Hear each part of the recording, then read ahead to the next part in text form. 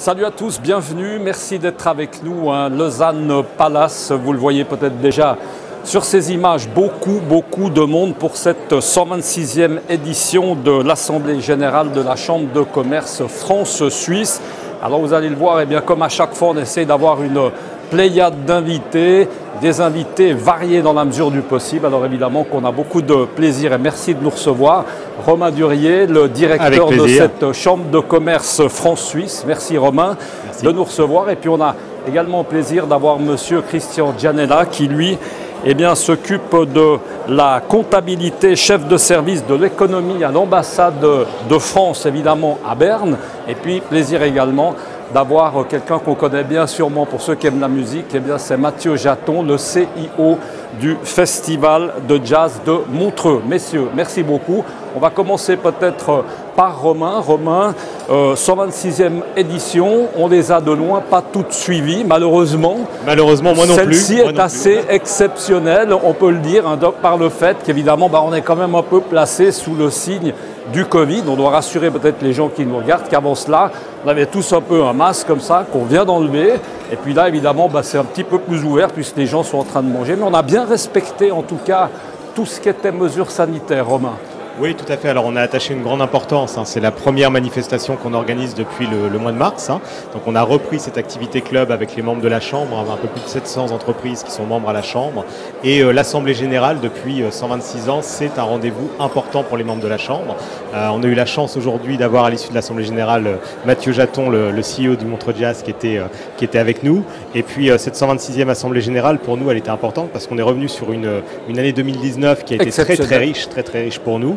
Alors naturellement, on était sur un bon élan en janvier-février, on a été un petit peu coupé, mais je pense comme tout le monde. Mais on a quand même des projets qui sont très structurants pour la Chambre, notamment l'augmentation de nos capacités d'hébergement, de nos capacités de traitement à Genève avec l'acquisition d'un nouveau centre d'affaires. Et donc, il va pouvoir nous permettre, dès que la reprise sera là, de pouvoir être au plus proche des besoins des entreprises pour les accompagner. On va passer la parole, après on va revenir évidemment à Robin, on va essayer de faire un petit ping-pong comme ça. Christian Gianella, vous comme chef de service évidemment de l'ambassade de France, l'impact clairement du Covid justement au niveau des relations économiques France-Suisse, ça a été lequel ? Clairement, il y a eu un impact fort sur les relations commerciales. Le commerce entre la France et la Suisse a diminué de l'ordre de 18% par rapport à l'année dernière sur les 3 mois du confinement. Alors c'est un chiffre important, mais ce que je voudrais retenir, c'est que d'une part, ce recul a été moins important pour la France qu'avec les autres partenaires commerciaux. Ça veut dire que les relations économiques entre la France et la Suisse ont tenu bon. C'est lié en particulier à la résilience de l'économie suisse. Autre bonne nouvelle, c'est que la Suisse est toujours le 4e partenaire commercial de la France. Et ça dure depuis très longtemps. Et on a vu que le rebond au mois de juin était très fort pour les échanges commerciaux. Alors, par contre, ça, c'est évidemment, on est dans le conjoncturel, c'est un choc soudain. Mais ce que je voudrais dire, c'est que la tendance de long terme, depuis plusieurs années, elle est très positive, avec de très fortes augmentations des échanges commerciaux en 2019 et des investissements également en 2019. Pour donner juste un chiffre, les exportations françaises vers la Suisse ont augmenté de plus de 10% en 2019. Énorme. On a su un petit peu le rôle de la Chambre de commerce pendant ce Covid, on pourra y revenir très rapidement. Le vôtre comme ambassade, quelles ont été les demandes de ces différentes entreprises françaises? On s'est adressé pour vous par rapport à quoi? Tout d'abord, ce que je voudrais dire, un message très important, c'est que la coopération entre les autorités françaises et les autorités suisses a été constante et exemplaire tout au long de la crise du Covid. Des échanges directs entre les gouvernements, des échanges entre l'ambassade et les services économiques des ministères suisses et des échanges entre les entreprises, la Chambre de commerce et les ambassades. Alors notre ambassade a été mobilisée sur plusieurs fronts. Tout d'abord pour sécuriser le passage sur le plan économique des frontaliers, ce qui est évidemment très important pour le maintien des activités économiques, pour informer les entreprises, informer les citoyens à la fois des mesures sanitaires mais aussi des mesures économiques qui ont été prises en France et en Suisse, pour essayer d'accélérer les livraisons de matériel stratégique ou important pour les entreprises. On est intervenu pour débloquer des livraisons de masques chirurgicaux. On est intervenu pour débloquer ou faciliter la livraison de pétrole à la raffinerie de Cressier. Voilà, 3e mission. Et également pour les frontaliers, on est intervenu pour assurer la possibilité d'exercer en télétravail.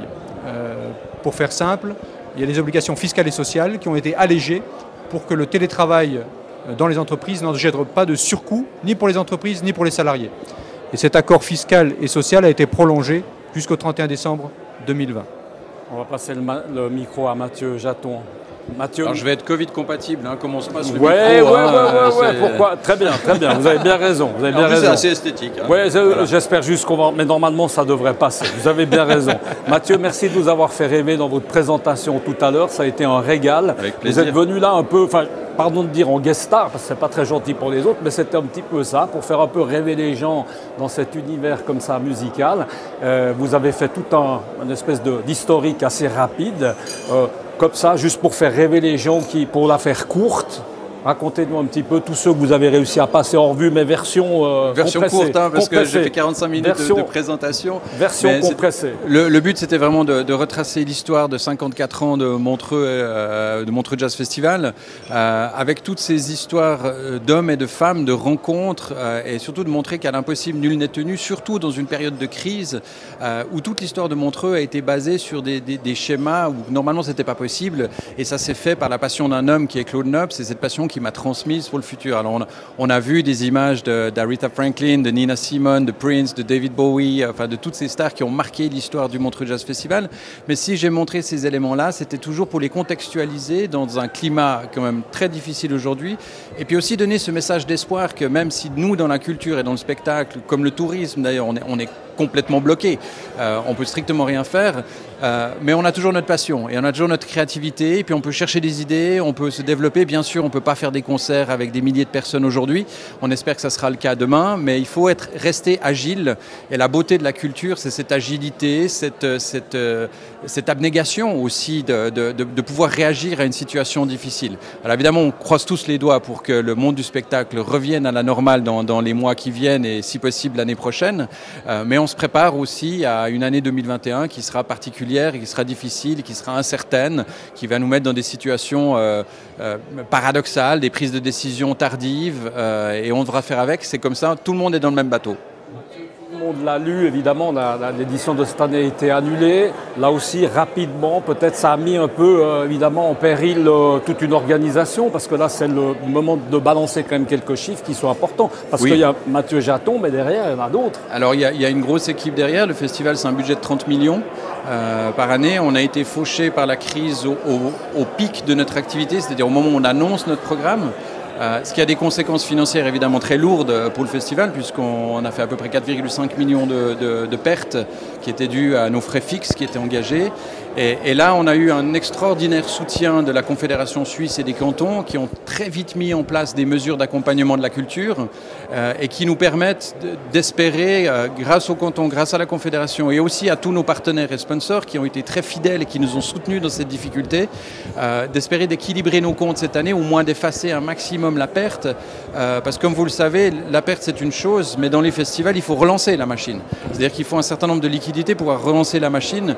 On ne peut pas repartir à zéro comme ça, et aujourd'hui, je veux dire que je suis très heureux et très honoré en fait du soutien qu'on a eu de toute l'économie et de toute la politique suisse, qui nous permet quand même de garder la tête hors de l'eau et surtout de garder espoir et de transmettre, comme je l'ai transmis aujourd'hui, un message d'espoir et en disant allons-y, on se bat jusqu'au bout. Il n'y a que l'immobilisme qui peut nous achever, et nous on n'est pas du tout immobile, on bouge, et si on devra faire différemment, on fera différent l'année prochaine. À coup sûr. On sent une telle passion qu'impossible qu'on en reste là, ça va forcément repartir. On va vite repasser le micro.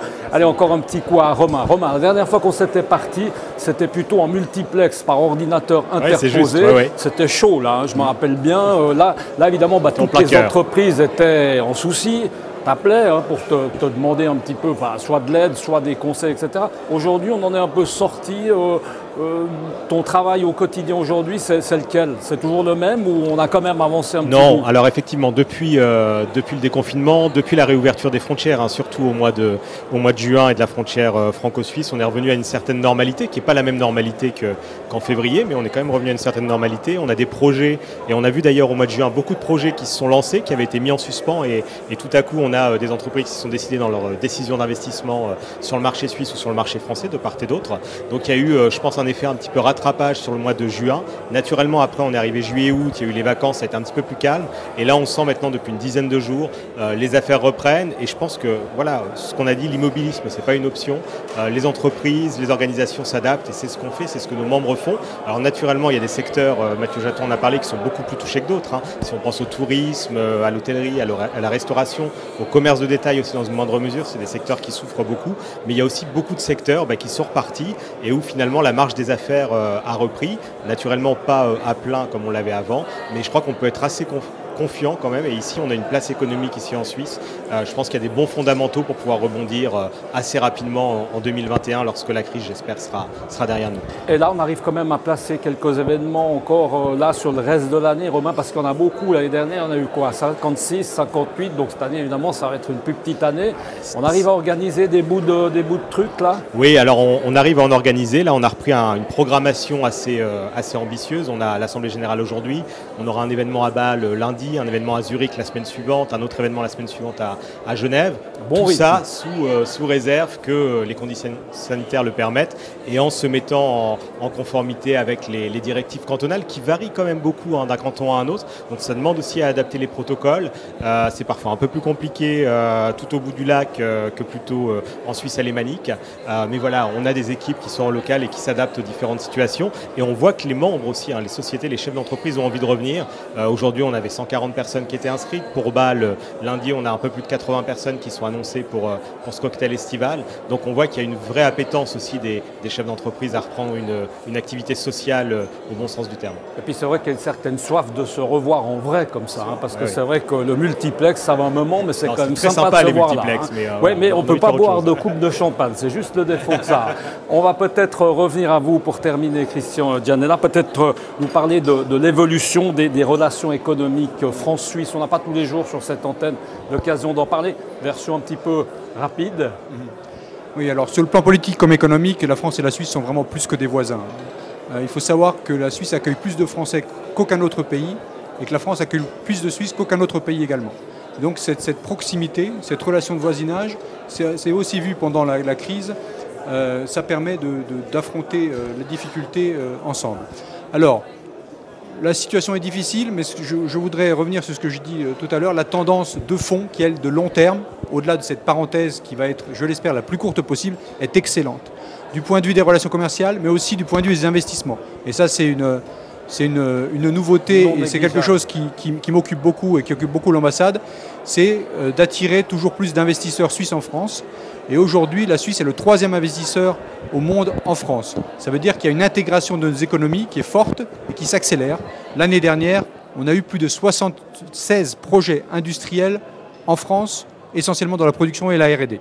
Donc ça, c'est une tendance de fond qui va aller vers plus d'intégration, qui va perdurer, qui va reprendre après un petit coup d'arrêt et qui va poursuivre l'intégration de nos deux économies. On va terminer dans la musique. Comme ça a été le cas tout à l'heure pour la cérémonie, on va terminer. On remet évidemment son petit chapeau. Très bien. Mathieu, pour les puristes, les gens mélomanes, tous ceux qui nous écoutent, qui aiment la musique, cette année, évidemment, ça a été annulé. Il y avait un programme fantastique, comme chaque année. Qu'est-ce qu'on peut attendre de la version 2021? J'ai vu qu'il y en avait un ou deux susceptibles de revenir, mais pas sûr, parce que chacun a son calendrier. Oui, alors la volonté de tous, au moment où on a annulé le festival, c'était tous les managements, tous les artistes ont décidé de reporter à l'année prochaine. Maintenant, comme vous le savez, il y a plein d'incertitudes dans les voyages, dans les transports aériens. Donc, on va vivre 3-4 mois d'une période assez incertaine. Mais comme on l'a dit tout à l'heure, pour moi, c'est inimaginable de ne rien faire l'année prochaine. Cette année, on était au cœur de la crise, donc on a dû annuler. On a la chance d'être à Montreux, dans une petite ville, agile, urbain. Donc, on a déjà plein d'idées. Si la situation devait continuer à être un peu... Noms comme ça, au hasard, de ceux Non, je ne vous donnerai pas de scoop, ça c'est sûr. Okay, pas de nom. J'ai essayé, ça a une bonne. Oui, vous avez essayé, mais alors déjà, normalement, je suis une tombe sur la programmation, mais là, alors, encore plus avec l'incertitude, je ne vais pas lancer des noms qui pourraient ne pas venir. On vous en tiendra pas rigueur, on lira les journaux. Mais ce qui est sûr, c'est qu'on réserve des surprises pour l'année prochaine, et quelle que soit la situation, grâce justement aux autorités, à la ville de Montreux, on va certainement trouver des solutions de faire de la culture, parce que je pense qu'aujourd'hui, on est tous orphelins de culture en général. On voit dans le monde entier, les gens souffrent de ne pas avoir de culture. Et je suis très heureux d'être ici dans un cadre aussi où peut-être de donner un appel, continuer à soutenir la culture. La culture, elle va bien au-delà de l'économie, même si c'est un poids économique, d'ailleurs en France, qui est extrêmement important. Et un message de solidarité pour tous mes collègues français, aussi des festivals qui souffrent beaucoup. Mais il faut continuer à soutenir la culture parce qu'elle apporte déjà une légèreté, elle apporte un bien-être au niveau de tous. Et on voit aujourd'hui qu'il y a quand même beaucoup de situations qui se tentent parce que les gens ont besoin de se divertir. Et la culture est un véritable acteur économique. Ça n'a pas toujours été le cas. Parfois, en fait, on peut oublier de la culture, c'est pour s'amuser, mais la culture est un véritable acteur économique. Je l'ai cité à Montreux, c'est 60 millions de retombées économiques du festival sur la région. Et il faut soutenir la culture pour l'économie, pour le tourisme et surtout pour la population, pour divertir cette population et qu'on puisse faire notre mission. Et puis en France, on a bien compris, puisque vous venez d'octroyer à peu près 2 milliards, se faire heure sur le budget pour la culture, c'est merveilleux. Nouveau. On est en plein dedans, c'est merveilleux. On espère en tout cas que ça va suffire pour sauver pas mal d'entre eux. Messieurs, merci beaucoup, vous avez bien patienté. On vous laisse aller, j'allais dire, à une partie qui n'est pas forcément la plus désagréable, c'est-à-dire la petite coupe, et manger quelque chose. Merci beaucoup, messieurs. Merci. Bonne chance à vous. Merci de nous avoir suivis. On vous le rappelle, on était en direct du Lausanne Palace à l'occasion de cette 126e Assemblée Générale de la CCI France-Suisse. À très bientôt. Ciao.